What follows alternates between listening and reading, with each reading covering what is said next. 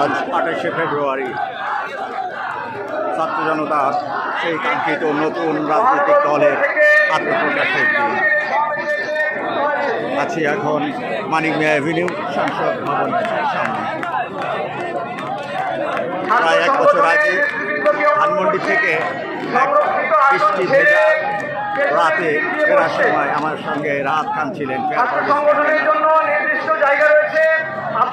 শীষ বাজাচ্ছিলাম সুন্দর সুবর্ণ, আর ফেসবুক পোস্টের টাইটেল ছিল নতুন মুখের সন্ধানে।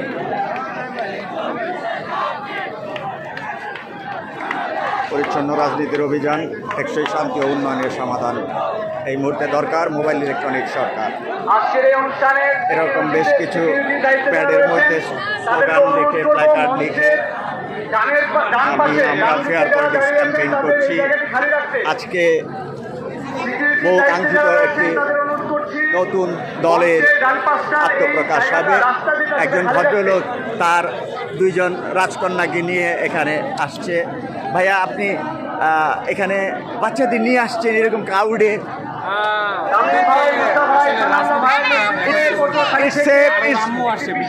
Good experience. আরও নিয়ে আসছে, আমার টাঙ্গাইল থেকেও এক বাচ্চা নিয়ে আসছে।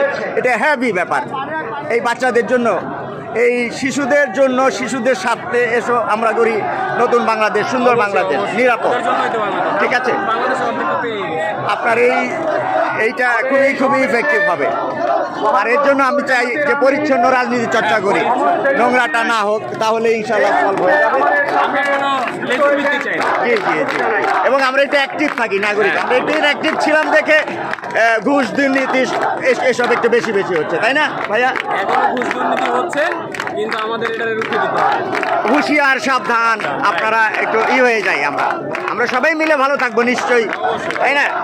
কেউ দেখেন 2000 লোক জীবন দিয়েছে, কিন্তু এই 16 কোটি মানুষ ভালো থাকবে এই কারণে।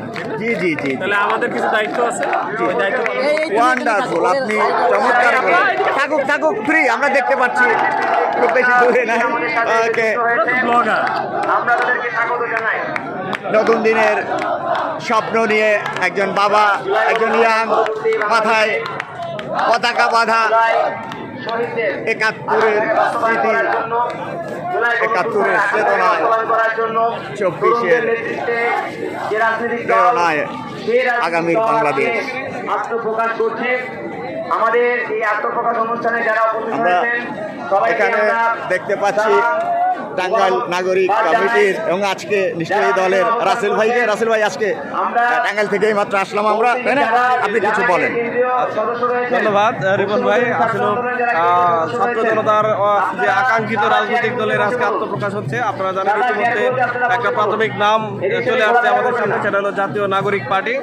তো সেই জাতীয় নাগরিক পার্টির আজকে হচ্ছে ফরমালি একটা আনুষ্ঠানিক ঘোষণা হবে। তো বাংলাদেশের ইতিহাস বা বিশ্বের ইতিহাসে এরকম ভাবে রাজনৈতিক দলের আত্মপ্রকাশ আমার মনে হয় না যে কোনোদিন কেউ করেছে কোনো রাজনৈতিক দলের ইতিহাস এরকম ছিল। যে আমাদের প্রধান উপদেষ্টা থেকে শুরু করে উপদেষ্টা মন্ডলী সকলকে আমরা ইনভাইট দিচ্ছি। তারপরে হচ্ছে আপনাদের বিভিন্ন রাজনৈতিক দল, আওয়ামী লীগ এবং আওয়ামী লীগের 200 রাজনৈতিক দল ব্যতীত প্রায় সকল রাজনৈতিক দল আজকে আমাদের এই প্রোগ্রামে ইনভাইট এবং আসছেও আর কি। ঠিক আছে, তাছাড়াও শহীদ পরিবার এবং আহত ফ্যামিলি থেকে আমাদের আজকে উপস্থিত ছিল। আমাদের এই যে মানুষের যে আকাঙ্ক্ষিত যে নতুন একটা রাজনৈতিক বন্দোবস্ত, সেই দলের আজকে আত্মপ্রকাশ। তো আজকে স্বতঃস্ফূর্ত অংশগ্রহণ মানুষের দেখতেছেন। তো ইনশাল্লাহ সকলের কাছে আমাদের এই রাজনৈতিক দলের জন্য দোয়া চাচ্ছি। তো আমাদের জন্য সকলেই দোয়া করবেন। ঠিক আছে, আচ্ছা, ধন্যবাদ, অনেক ধন্যবাদ জনাব রাসেল। উনি টাঙ্গাইলের একজন নিবেদিত প্রাণ, দুর্দান্ত সংগঠক।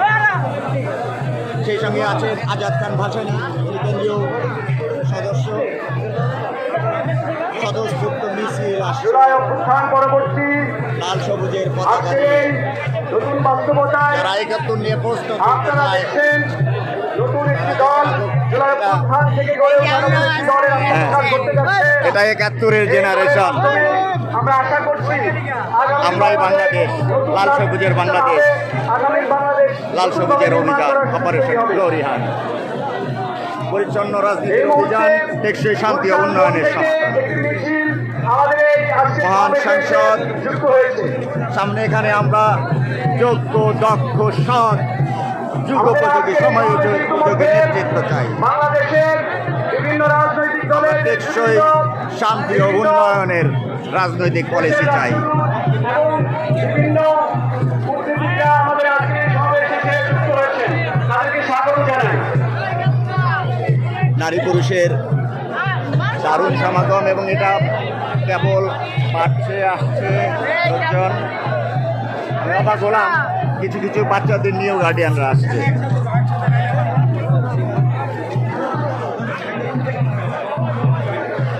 ঠিক জনারণ্যে ভবনের সামনেই শিমুল ফুল। আজকে 21শে ফেব্রুয়ারি শেষ দিন, ফেব্রুয়ারি মাসের শেষ দিন, সংগ্রামী বসন্তের ফেব্রুয়ারি বাংলার ইতিহাসের সঙ্গে শিমুল 21। আপনাদের দৃষ্টি আকর্ষণ করছি আমাদের এমসিদের যে চেয়ারগুলো রয়েছে, এই